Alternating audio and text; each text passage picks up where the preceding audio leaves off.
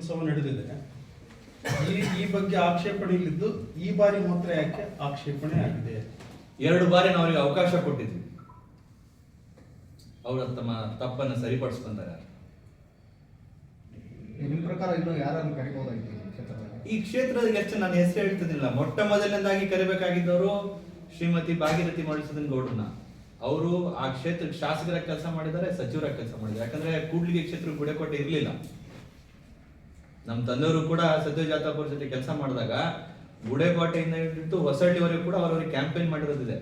ಆ ಒಂದು ಕಾಲದಲ್ಲಿ ಅವ್ರು ಫಸ್ಟ್ನೇ ಸಲ ತಿಳ್ಕೊಂಡಿದ್ದಾಗ ತಾವು 2ನೇ ಸಲ ಆದ್ರೂ ಎಚ್ಚರಿಕೆ ಕೊಡಬಹುದು. 2ನೇ ಸಲ ಎಚ್ಚರಿಕೆ ನಾವು ಈ ಪತ್ರಿಕೆ ಮುಖಾಂತರ ಕೊಟ್ಟಿಲ್ಲ,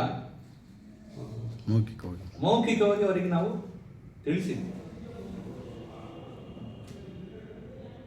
ಇದು ಜಿಲ್ಲಾಡಳಿತದಿಂದ ನಡೀತಕ್ಕಂಥ ಕಾರ್ಯಕ್ರಮ ಆಗಿರೋದ್ರಿಂದ ಅವರೊಂದು ಸರ್ಕಾರಿ ಪ್ರೋಟೋಕಾಲ್ ಅಂತ ಈ ನಿಯಮದ ಪ್ರಕಾರ ಕರೆದಿದ್ದಾರೆ ಅಂತ ಒಂದು ಮಾಹಿತಿ. ಸರ್ಕಾರಿ ಪ್ರೋಟೋಕಾಲ್ ಅಲ್ಲಿ ಸರ್ಕಾರದ ಪ್ರೋಟೋಕಾಲ್ ತಾವು ಲೀಸ್ಟ್ ಬೇಕಾದ್ರೆ ನಾನೇ ಕೊಡ್ತೀನಿ. ಯಾವುದೇ ತರಹದ ಸರ್ಕಾರಿ ಕಾರ್ಯಕ್ರಮಗಳಲ್ಲಿ ಗೌರವ ಅತಿಥಿಗಳಾಗಿ ಯಾರಿಗೆ ಕರಿಬೇಕು ಯಾರಿಗೆ ಕರಿಬಾರ್ದು ಅನ್ನೋದು ಕೂಡ ಶಿಷ್ಟಾಚಾರ ಇದೆ. ಈ ತಾಲೂಕಿನ ಎಕ್ಸ್ ಮಿನಿಸ್ಟರ್ ಇವರಿಗೆ ಕರಿಬಾರ್ದು ಕರಿಬೇಕು ಅನ್ನೋದಲ್ಲ. ಶಿಷ್ಟಾಚಾರ ಪಾಲನೆ ಮಾಡ್ತೀರಾ, ಶಿಷ್ಟಾಚಾರ ಪಾಲನೆ ಮಾಡಿ, ಸರಿಯಾದ ರೀತಿಯಲ್ಲಿ ಪಾಲನೆ ಮಾಡಿ. ಅವ್ರಿಗೆ ಇಷ್ಟ ಬಂದ ರೀತಿಯಲ್ಲಿ ಶಿಷ್ಟಾಚಾರ ಪಾಲನೆ ಮಾಡೋದಲ್ಲ. ಇದರಲ್ಲಿ ತಾಲೂಕು ಆಡಳಿತ ಮತ್ತು MLA ಹಿಡಿದಿದ್ದಾರೆ ಅಂತ ಹೇಳಿ ನಾನು ಅನಿಸ್ತಾ ಇದೆಯಾ ಅಲ್ಲ ನಾನು ಕೇಳ್ತಿರೋ ಪ್ರಶ್ನೆಯಲ್ಲಿ ತಪ್ಪಿದ್ರೆ ತಾವು ಸರಿ ಮಾಡ್ಬೋದು. ಅಲ್ಲಲ್ಲ, ಈಗ ನಿಮ್ಗೆ ಇದರಲ್ಲಿ ಪೂರ್ತಿಯಾಗಿ ಹಿಡಿದಿದ್ದಾರೆ ಅನ್ನುವಂಥದ್ದು ಕಣ್ಮುಂದೆ ಕಾಣ್ತದೆ. ಮುಖ್ಯ ಅತಿಥಿಗಳ ಪಟ್ಟಿಯಲ್ಲಿ ತಮಗೂ ಕೂಡ ಆಹ್ವಾನ ಪತ್ರಿಕೆ ಬಂದಿರ್ಬೋದು. ಒಂದು ಮಾಜಿ ಸಚಿವರಿಗೆ ಒಂದಿದು ಆಹ್ವಾನ ಪತ್ರಿಕೆ ಕಳಿಸಿ 1-2 VIP ಪಾಸ್ ಕಳಿಸ್ಬಿಟ್ರೆ ಅವ್ರದ್ದು ಕರ್ತವ್ಯ ಮುಗ್ದೋಯ್ತಂತೀರಾ? ಸರಿಪಡಿಸ್ಕೋಬೇಕಾಗಿದೆ. ಶಿಷ್ಟಾಚಾರ ಪಾಲನೆ ಮಾಡ್ತೀರಾ, ಶಿಷ್ಟಾಚಾರ ರೀತಿಯಲ್ಲೇ ಪಾಲನೆ ಮಾಡಿ.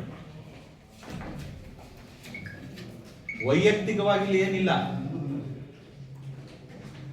ಅವರ ಘನತೆ ಗೌರವಕ್ಕೆ ಅವರು ಗಣ್ಯ ವ್ಯಕ್ತಿಗಳು. ಇತಿಹಾಸ ನೀವ್ ಹೆಂಗ್ ಮರುಕಳಿಸಕ್ ಪ್ರಯತ್ನ ಮಾಡ್ತಿದ್ರು ಒನ್ಕೆ ಒಬ್ಬರು ಅವ್ರ ಗುಡಿಕೋಟೆಯಲ್ಲಿ ಮೊಟ್ಟ ಮೊದಲನೇ ಒಂದು 50 ವರ್ಷದ ಇತಿಹಾಸ ಫಸ್ಟ್ ನೀವು ತೆಗೀರಿ.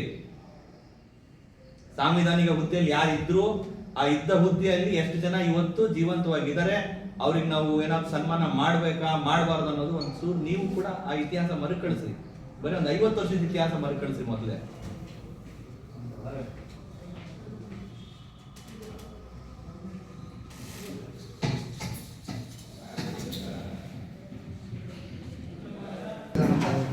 ಕಣ್ಮುಂದೆ ಕಾಣ್ತಾ ಇದೆ ಸರ್. ನಾವು ಕೂಡ ತಾಳ್ಮೆಯಿಂದ 8 ವರ್ಷಗಳ ಕಾಲ ನೋಡಿದ್ದೀವಿ. ಇಂಥ ಯಾವ್ದು ಒತ್ತಡ ಬಂದಾಗ ಮಾತ್ರ ಶಾಸಕರು ಬಂದು ಅವ್ರಿಗೆ ಆಹ್ವಾನ ಮನೆಗೆ ಬಂದು ಕೊಡುವುದು ಮಾಡ್ತಾರೆ. ಒತ್ತಡ ಮಾಡಿದ್ರೆ ಏನು ಮಾಡೋದಿಲ್ಲ. ನನಗೆ ಈಗ ಅನಿವಾರ್ಯವಾಗಿ ತಮ್ಮ ಮುಂದೆ ಎಲ್ಲ ಇಲ್ಲ ದೂರು ಕೊಟ್ಟಿಲ್ಲ, ಕೊಡಬೇಕಾಗಿ ಅನ್ನೋದು ಕೂಡ ಇನ್ನೂ ಮುಖಂಡರು ಚರ್ಚೆನೂ ಮಾಡಿಲ್ಲ. ತಮ್ಮದೇ ಪಕ್ಷ ಇರೋದ್ರಿಂದ ಆಂತರಿಕವಾಗಿ ಇದನ್ನು ಮೊದಲೇ ಚರ್ಚೆ ಮಾಡಬಹುದಾಗಿತ್ತು. ಅದು ಕರ್ತವ್ಯ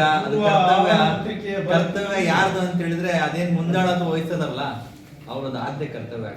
ನಮ್ಮಷ್ಟಿಗೆ ನಾವೇ ಹೋಗ್ಬಿಟ್ಟು ನಮಗೆ ನೀವು ಜೊತೆಗೆ ತಗೊಳ್ರಿ ಅಂತ ಹೇಳೋಕ್ಕಿಂತ ಅವರು ಬಂದು ನಮಗೆ ಜೊತೆ ಕರ್ಕೊಂಡು ಹೋಗೋದು ಬಹಳ ಸೂಕ್ತ ಅನ್ನೋದು ನಂದ ಒಂದು ಅಭಿಪ್ರಾಯ.